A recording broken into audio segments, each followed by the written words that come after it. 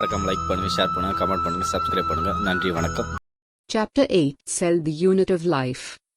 Topics to be covered are 8.1 What is a cell?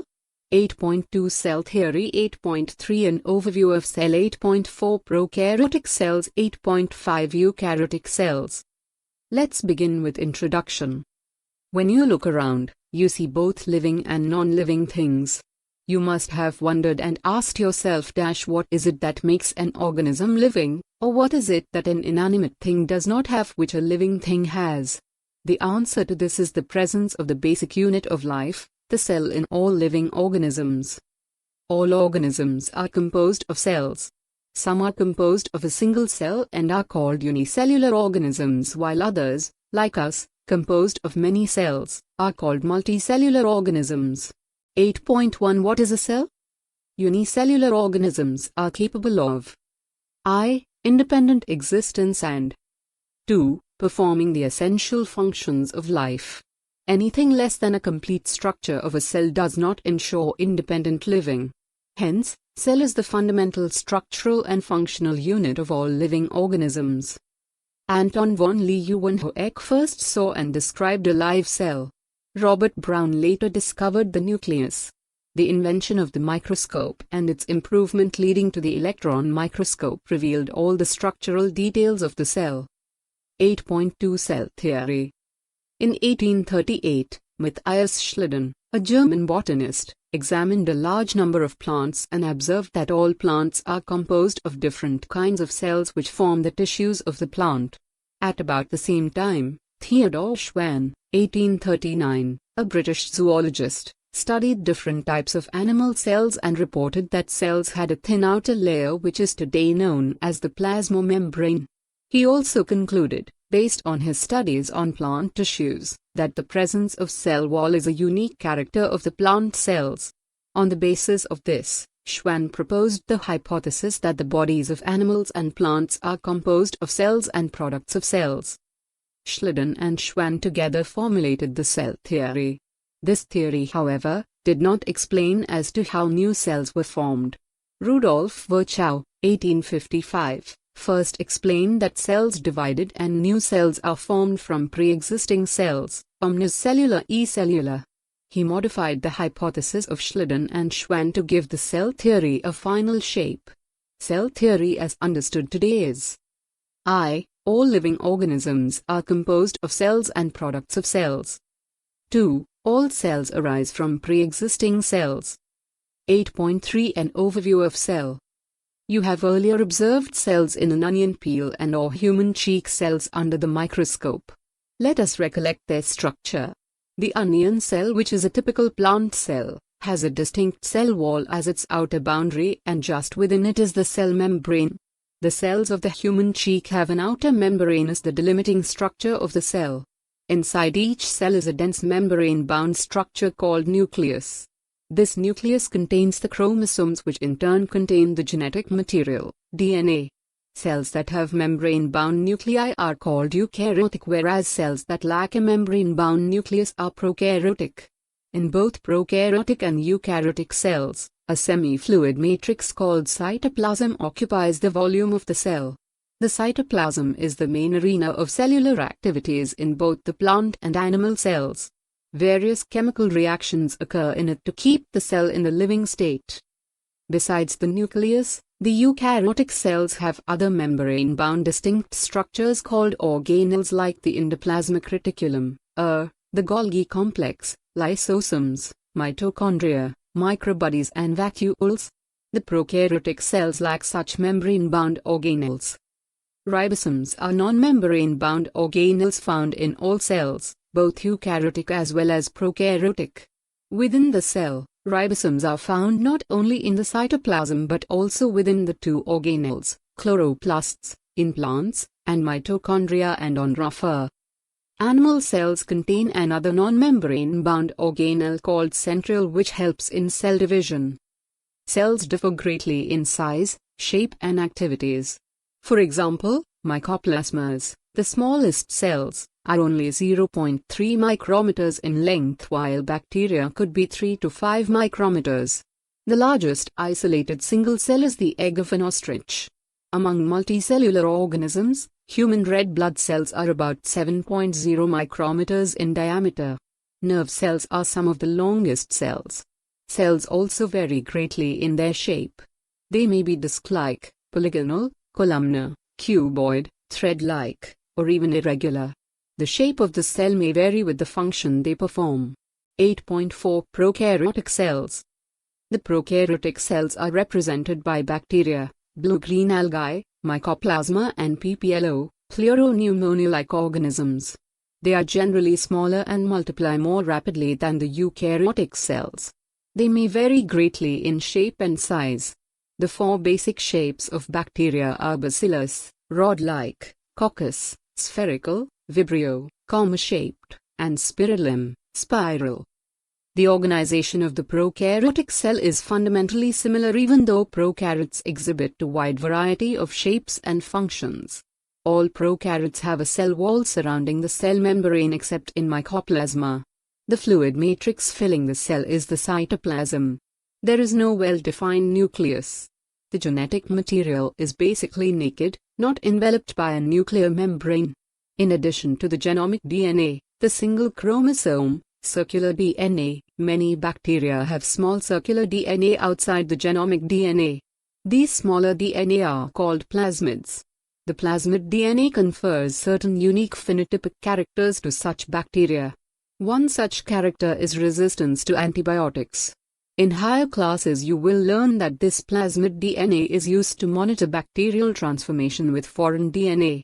Nuclear membrane is found in eukaryotes. No organelles, like the ones in eukaryotes, are found in prokaryotic cells except for ribosomes. Prokaryotes have something unique in the form of inclusions. A specialized differentiated form of cell membrane called mesosome is the characteristic of prokaryotes. They are essentially enfoldings of cell membrane. 8.4.1 Cell envelope and its modifications. Most prokaryotic cells, particularly the bacterial cells, have a chemically complex cell envelope. The cell envelope consists of a tightly bound three-layered structure, that is, the outermost glycocalyx followed by the cell wall and then the plasmamembrane. Although each layer of the envelope performs distinct function, they act together as a single protective unit. Bacteria can be classified into two groups on the basis of the differences in the cell envelopes and the manner in which they respond to the staining procedure developed by Gram-Vis. Those that take up the Gram stain are Gram-positive and the others that do not are called Gram-negative bacteria. Glycocalyx differs in composition and thickness among different bacteria. It could be a loose sheath called the slime layer in some, while in others it may be thick and tough, called the capsule. The cell wall determines the shape of the cell and provides a strong structural support to prevent the bacterium from bursting or collapsing. The plasma membrane is semi-permeable in nature and interacts with the outside world. This membrane is similar structurally to that of the eukaryotes. A special membranous structure is the mesosome, which is formed by the extensions of plasma membrane into the cell. These extensions are in the form of vesicles, tubules and lamellae. They help in cell wall formation, DNA replication and distribution to daughter cells. They also help in respiration, secretion processes, to increase the surface area of the plasma membrane and enzymatic content. In some prokaryotes like cyanobacteria, there are other membranous extensions into the cytoplasm called chromatophores which contain pigments. Bacterial cells may be motile or non-motile. If motile, they have thin filamentous extensions from their cell wall called flagella. Bacteria show a range in the number and arrangement of flagella. Bacterial flagellum is composed of three parts: filament, hook and basal body. The filament is the longest portion and extends from the cell surface to the outside. Besides flagella, pili and fimbriae are also surface structures of the bacteria but do not play a role in motility. The pili are elongated tubular structures made of a special protein. The fimbriae are small bristle-like fibers sprouting out of the cell. In some bacteria, they are known to help attach the bacteria to rocks in streams and also to the host tissues. 8.4.2 Ribosomes and inclusion bodies. In prokaryotes, ribosomes are associated with the plasma membrane of the cell. They are about 15 nanometers by 20 nanometers in size and are made of two subunits, 50S and 30S units, which when present together form 70S prokaryotic ribosomes. Ribosomes are the site of protein synthesis. Several ribosomes may attach to a single monomer and form a chain called polyribosomes or polysome. The ribosomes of a polysome translate the monomer into proteins. Inclusion bodies, reserve material in prokaryotic cells, are stored in the cytoplasm in the form of inclusion bodies. These are not bound by any membrane system and lie free in the cytoplasm, for example, phosphate granules, cyanophycein granules and glycogen granules. Gas vacuoles are found in blue, green and purple and green photosynthetic bacteria. 8.5 Eukaryotic cells. The eukaryotes include all the protists, plants, animals and fungi. In eukaryotic cells there is an extensive compartmentalization of cytoplasm through the presence of membrane-bound organelles. Eukaryotic cells possess an organized nucleus with a nuclear envelope. In addition, eukaryotic cells have a variety of complex locomotory and cytoskeletal structures. Their genetic material is organized into chromosomes. All eukaryotic cells are not identical. Plant and animal cells are different, as the former possess cell walls, plastids and a large central vacuole which are absent in animal cells. On the other hand, animal cells have centrioles which are absent in almost all plant cells. Let us now look at individual cell organelles to understand their structure and functions. 8.5.1 Cell membrane. The detailed structure of the membrane was studied only after the advent of the electron microscope in the 1950s. Meanwhile, chemical studies on the cell membrane, especially in human red blood cells, RBCs, enabled the scientists to deduce the possible structure of plasma membrane. These studies showed that the cell membrane is composed of lipids that are arranged in a bilayer. Also, the lipids are arranged within the membrane with the polar head towards the outer sides and the hydrophobic tails towards the inner part. This ensures that the nonpolar tail of saturated hydrocarbons is protected from the aqueous environment. The lipid component of the membrane mainly consists of phosphoglycerides. Later, biochemical investigation clearly revealed that the cell membranes also possess protein and carbohydrate. The ratio of protein and lipid varies considerably in different cell types.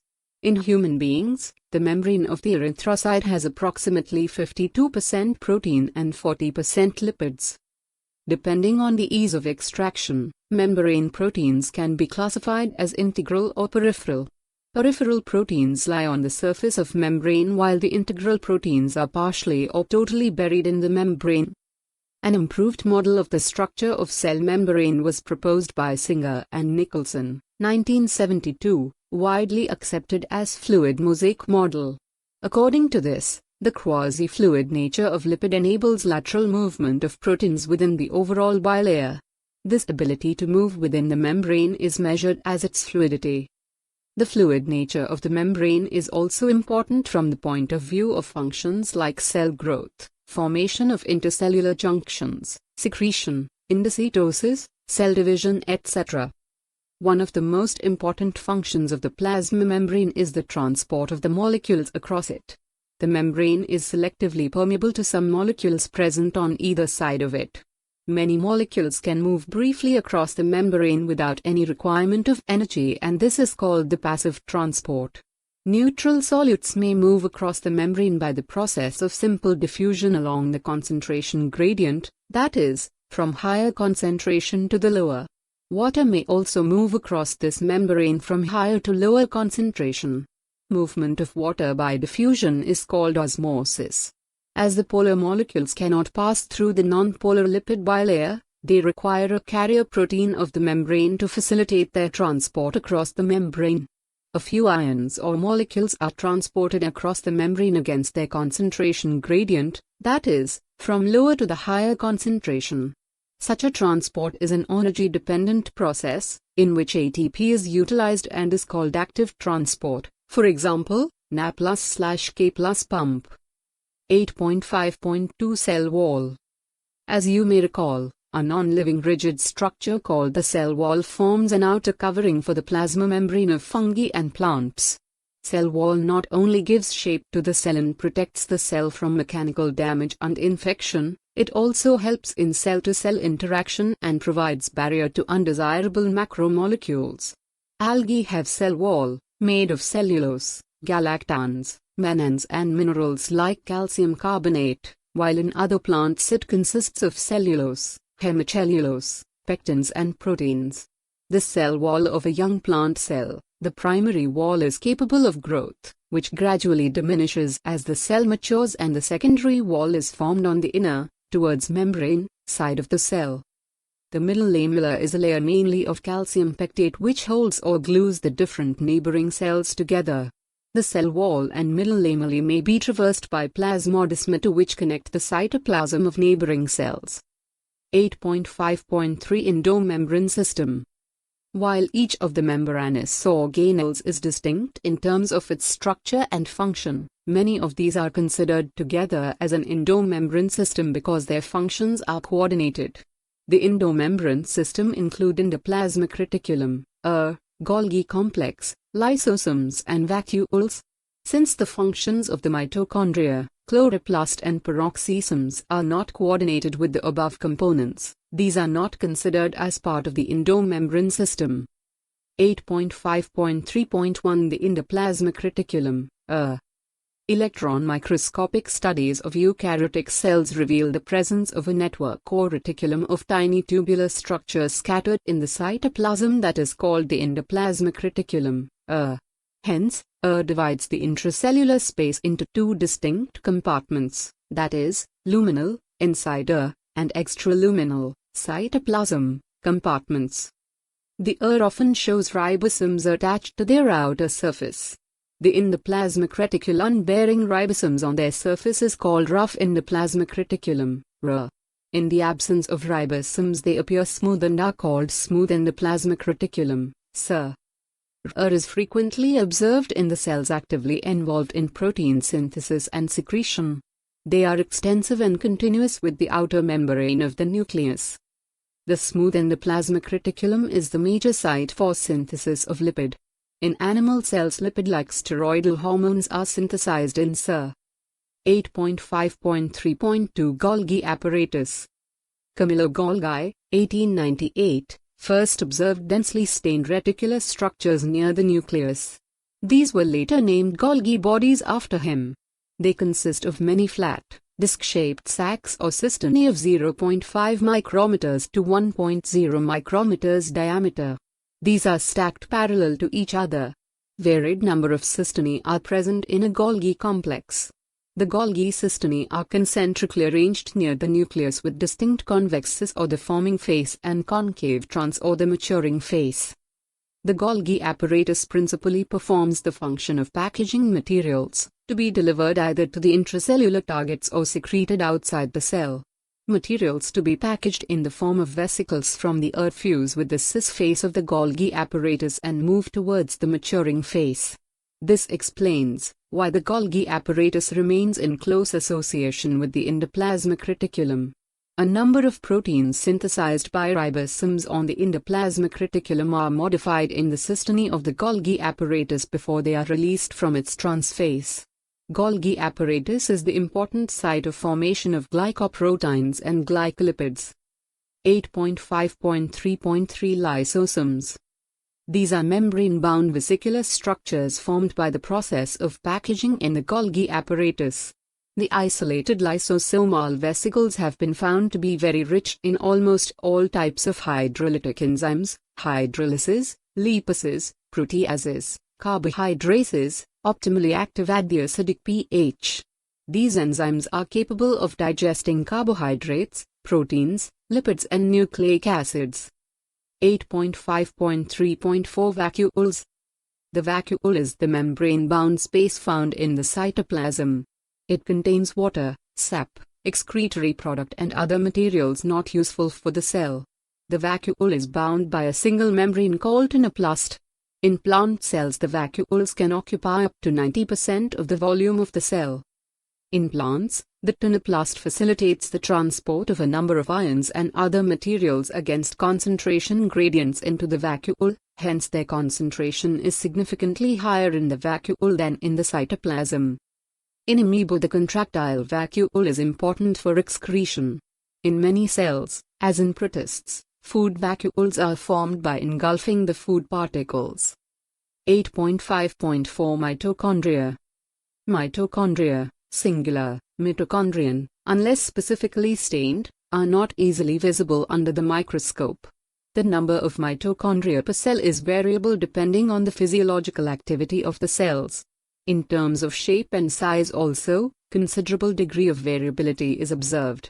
Typically it is sausage-shaped or cylindrical, having a diameter of 0.2 to 1.0 micrometers, average 0.5 micrometers, and length 1.04.1 micrometers. Each mitochondrion is a double membrane-bound structure with the outer membrane and the inner membrane dividing its lumen distinctly into two aqueous compartments, that is, the outer compartment and the inner compartment.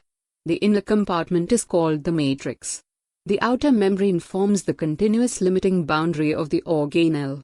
The inner membrane forms a number of enfoldings called the cristae, crista, towards the matrix. The cristae increase the surface area. The two membranes have their own specific enzymes associated with the mitochondrial function. Mitochondria are the sites of aerobic respiration. They produce cellular energy in the form of ATP, hence they are called powerhouses of the cell.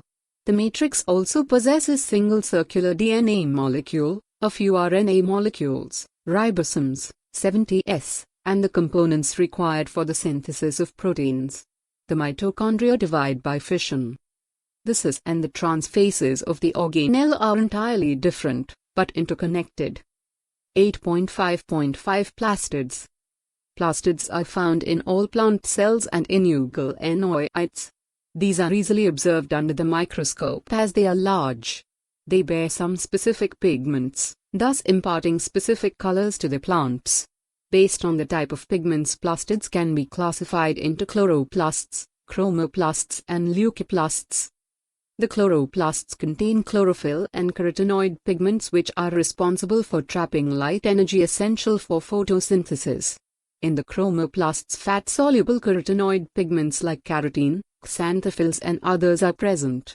This gives the part of the plant a yellow, orange or red color.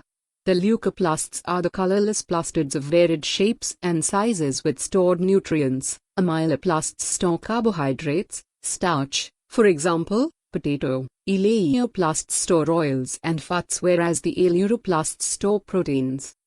Majority of the chloroplasts of the green plants are found in the mesophyll cells of the leaves. These are lens-shaped, oval, spherical, discoid or even ribbon-like organelles having variable length, 5 to 10 micrometers, and width, 2 to 4 micrometers. Their number varies from 1 per cell of the chlamydomonas, a green alga, to 20-40 per cell in the mesophyll. Like mitochondria, the chloroplasts are also double membrane bound. Of the two, the inner chloroplast membrane is relatively less permeable. The space limited by the inner membrane of the chloroplast is called the stroma. A number of organized flattened membranous sacs called the thylakoids are present in the stroma.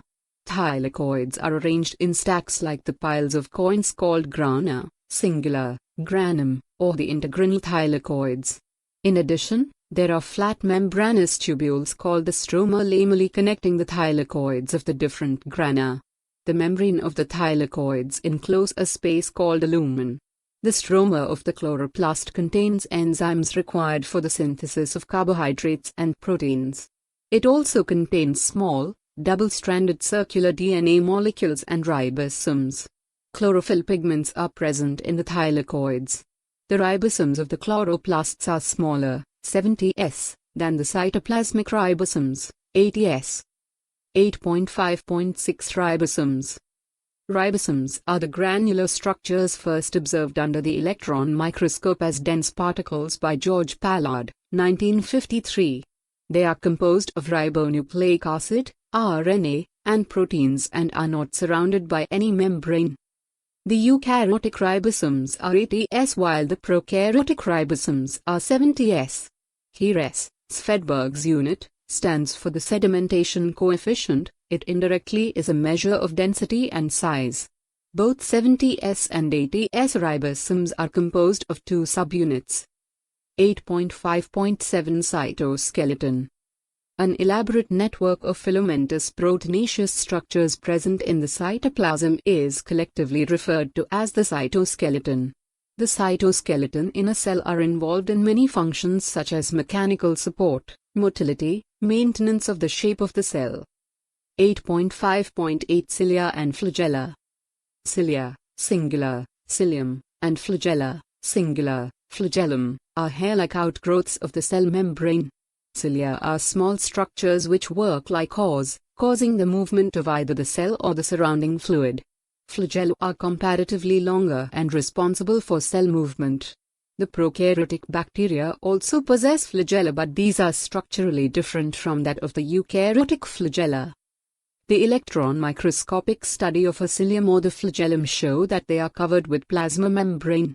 Their core, called the axoneme, possesses a number of microtubules running parallel to the long axis. The axoneme usually has 9 pairs of doublets of radially arranged peripheral microtubules, and a pair of centrally located microtubules. Such an arrangement of axonal microtubules is referred to as the 9+2 array. The central tubules are connected by bridges and is also enclosed by a central sheath, which is connected to one of the tubules of each peripheral doublets by a radial spoke. Thus, there are 9 radial spokes. The peripheral doublets are also interconnected by linkers. Both the cilium and flagellum emerge from centriole-like structure called the basal bodies. 8.5.9 Centrosome and centrioles. Centrosome is an organelle usually containing 2 cylindrical structures called centrioles. They are surrounded by amorphous pericentriolar materials.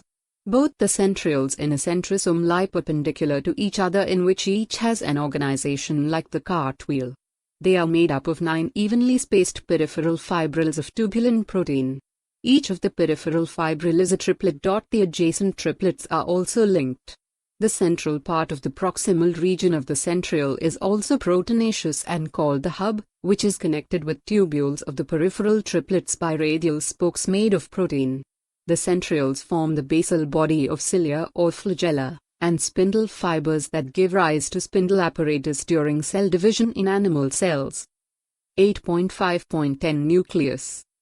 Nucleus as a cell organelle was first described by Robert Brown as early as 1831.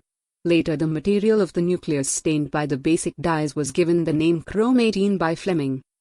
The interface nucleus of a cell when it is not dividing, has highly extended and elaborate nucleoprotein fibers called chromatin, nuclear matrix, and one or more spherical bodies called nucleoli, singular, nucleolus. Electron microscopy has revealed that the nuclear envelope, which consists of 2 parallel membranes with a space between 10 to 50 nanometers, called the perinuclear space, forms a barrier between the materials present inside the nucleus and that of the cytoplasm. The outer membrane usually remains continuous with the endoplasmic reticulum and also bears ribosomes on it. At a number of places the nuclear envelope is interrupted by minute pores, which are formed by the fusion of its 2 membranes. These nuclear pores are the passages through which movement of RNA and protein molecules takes place in both directions between the nucleus and the cytoplasm. Normally, there is only one nucleus per cell. Variations in the number of nuclei are also frequently observed. Can you recollect names of organisms that have more than one nucleus per cell?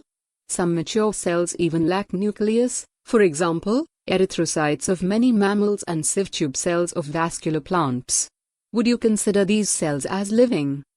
The nuclear matrix or the nucleoplasm contains nucleolus and chromatin. The nucleoli are spherical structures present in the nucleoplasm. The content of nucleolus is continuous with the rest of the nucleoplasm, as it is not a membrane-bound structure. It is a site for active ribosomal RNA synthesis. Larger and more numerous nucleoli are present in cells actively carrying out protein synthesis. You may recall that the interface nucleus has a loose and indistinct network of nucleoprotein fibers called chromatin. But during different stages of cell division, cells show structured chromosomes in place of the nucleus. Chromatin contains DNA and some basic proteins called histones, some non-histone proteins, and also RNA. A single human cell has approximately 2-meter-long thread of DNA distributed among its 23 pairs chromosomes. Every chromosome essentially has a primary constriction or the centromere on the sides of which disc-shaped structures called kintakers are present. Based on the position of the centromere, the chromosomes can be classified into 4 types. The metacentric chromosome has middle centromere forming 2 equal arms of the chromosome.